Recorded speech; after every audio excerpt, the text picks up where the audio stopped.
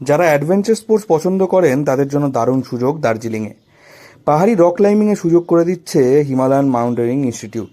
Lebong cart road ধরে এগোতেই এক প্রকাণ্ড পাথর দেখতে পাবেন সকলে। এই জায়গাটি তেনজিং রক বলেই সকলের কাছে পরিচিত। লেবং রোডে নর্থ পয়েন্ট স্কুল পার করলেই তেনজিং রক, সেখানেই ভিড় করছেন দেশি বিদেশি পর্যটকেরা। মাত্র 100 টাকায় এই রক ক্লাইম্বিংয়ের সুযোগ হাতছাড়া করতে চাইছেন না কেউই। তাই যদি আপনি অ্যাডভেঞ্চার প্রেমী হন তাহলে আপনার জন্য দারুণ সুযোগ এটি। এখন কোথায় এসেছেন? এখন তানজিং রকে আসছি। আচ্ছা, তো কেমন উপভোগ করলেন? উপভোগ খুবই ভালো, খুবই এক্সপিরিয়েন্স, মানে দুর্দান্ত এক্সপিরিয়েন্স। কিভাবে ওটা সহযোগিতা করলো, কিভাবে কি করলেন? এরা মানে যখন আমরা বেল্ট বেঁধে উপরের দিকে যাচ্ছিলাম তারা মানে ওরা উপর থেকে টানছিল আর কি। আচ্ছা, এটা হ্যাঁ, নতুন অভিজ্ঞতা আর কি। এরকম সবাইকে আসতে বলবেন? অবশ্যই এটা মানে সবার জন্য, যাদের মানে মনে অ্যাডভেঞ্চার আছে তারা সবাই এটা উপভোগ করতে পারে। পাহাড়ে ট্রেকিংয়ের আগে এই বড় পাথরখণ্ডে চড়ে অভিযাত্রীরা এখানেই অনুশীলন করেন। তবে এখন পর্যটকরাও এখানে উঠতে পারেন। প্রথম এভারেস্টজয়ী তেনজিং নোরগের নামে এই পাথরখণ্ডটির নামকরণ করা হয়েছে। এর একটি ইতিহাস আছে।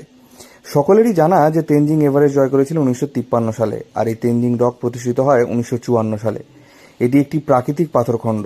জানা যায় তেনজিং নোরগে এভারেস্ট জয়ের আগে এতে অনুশীলনও করেছিলেন। পরের বছর পর্বতারোহণে সবাইকে উদ্বুদ্ধ করতে তিনি এই তেনজিং রকের প্রতিষ্ঠা করেন।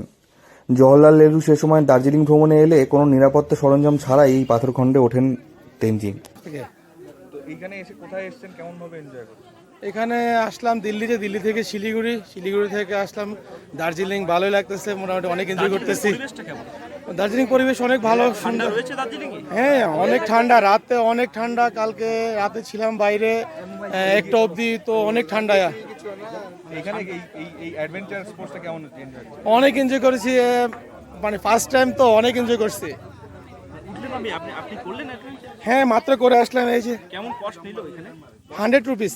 মাত্র 100 টাকা? জি জি জি, মানে অসাধারণ অসাধারণ। এই তেনজিং রকটি এখনও পর্বতারোহী ও ভারতীয় সেনাদের মহড়ার জন্য আদর্শ। হিমালয় মারানোর আগে এই ছোট্ট রকে আরোহণ এখনও মানা হয় আশীর্বাদ হিসেবে। বাংলাদেশ থেকে আগত পর্যটক মোহাম্মদ ইব্রাহিম বলেন যে তিনি প্রথম দার্জিলিংয়ে ঘুরতে এসেছেন। এখানে এসে সুন্দরভাবে শহরটাকে উপভোগ করছেন। আর তেনজিং রকে উঠে দারুণ অভিজ্ঞতা হলো তার। मेरे लिए শুভশ্রী দাস। কোথা থেকে এসেছেন? আমি কলকাতা থেকে। কলকাতা থেকে। তো এই এক্সপেরিয়েন্সটা কেমন ছিল? মানে ইজি ছিল, বাট আমার জন্য টায়ারিং ছিল। আমি বুঝতে পারছিলাম না কিভাবে করতে হবে। এর আগে কোনোদিন ক্লাইম্বিং করেছিলেন? না, ফার্স্ট টাইম। ফার্স্ট টাইম, ভালো এক্সপেরিয়েন্স। দার্জিলিং শহর থেকে গাড়িতে তেনজিং রক যেতে সময় লাগে 8 ঘন্টার মতো। পাহাড়ি চূড়ায় দাঁড়িয়ে পাহাড় ও দার্জিলিং দেখার মজাই আলাদা। শারীরিক ভারসাম্যের অনুভূতির জন্য জায়গাটা চমৎকার। তাই অ্যাডভেঞ্চার প্রেমী মানুষ হলে Tenzing rock climbing must. Darjeeling থেকে অনির্বাণ রায় রিপোর্ট, লোকাল 18 বাংলা।